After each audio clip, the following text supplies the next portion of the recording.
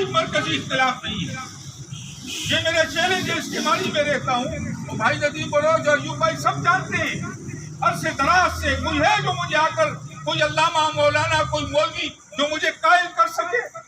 مجھے بتا سکے کہ زوجات دین پر یہ اختلاف ہے، احکام میں اختلاف ہے، عقائد میں اختلاف ہے. چند فروعی مسائل اور اجتہادی مسائل میں اختلاف کو انہوں نے اتنا بڑا فتنہ اور فساد بنا رکھا ہے. کوئی بنیادی عقائد و عالمی ناموس پہ اتفاق، ختم نبوت پہ اتفاق، ضروریات دین پہ اتفاق، مرنے کے بعد یوم آخرت پر اتفاق، عقائد پر اتفاق، تقریباً جس کو کہتے ہیں کہ ضروریات دین، جس کی وجہ سے آدمی اگر ایک چیز کو بھی چھوڑ دے اسلام سے خارج ہو جائے، اس سب پر اتفاق کے باوجود آج اس کی مسجد میں نہیں جاؤ، تم اس مسجد کے پیچھے نہیں جاؤ، تم اس کے پیچھے نہیں